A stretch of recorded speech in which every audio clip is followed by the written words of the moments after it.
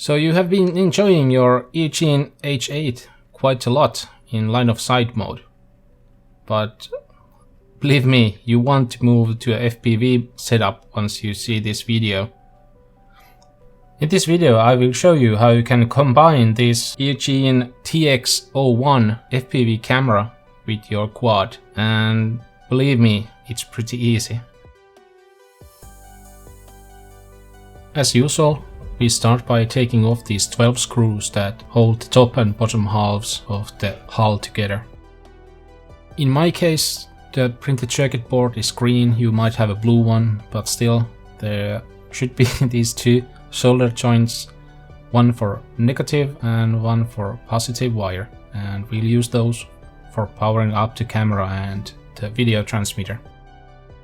I wanted to install the camera a bit inside the case, and if you want to make this mod a really simple one, you can just hot glue the camera and the transmitter on top of the case, but I wanted my version to be a bit more low profile, and so I wanted to make a cut on top of the case so I can install the camera a bit lower. It doesn't make a huge difference, only a few millimeters, but hey, why not? The case material is pretty soft, so you can use pretty much any side cutter or scissors or, well, heated blade to cut through this.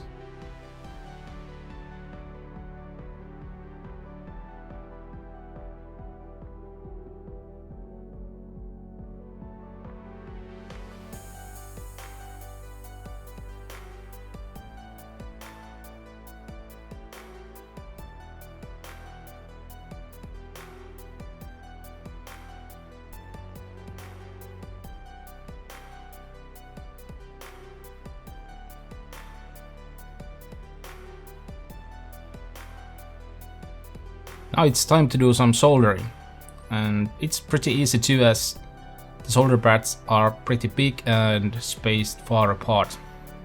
So you can use a wider soldering iron too, so you don't need anything fancy for this.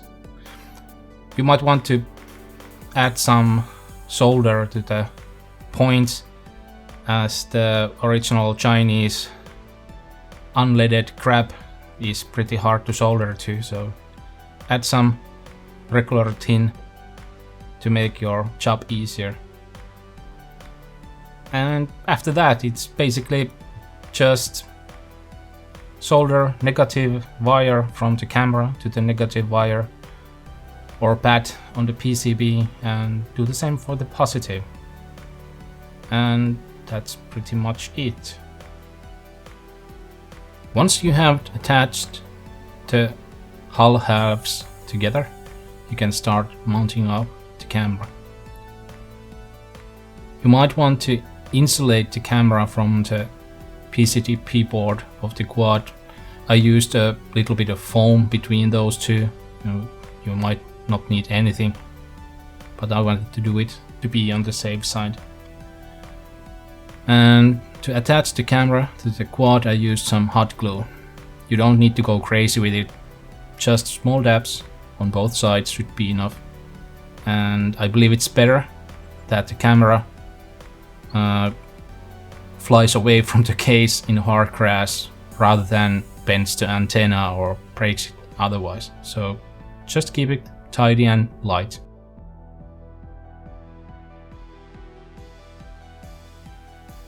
So there you have it. It's like having a $30 worth of total and pure joy to fly with.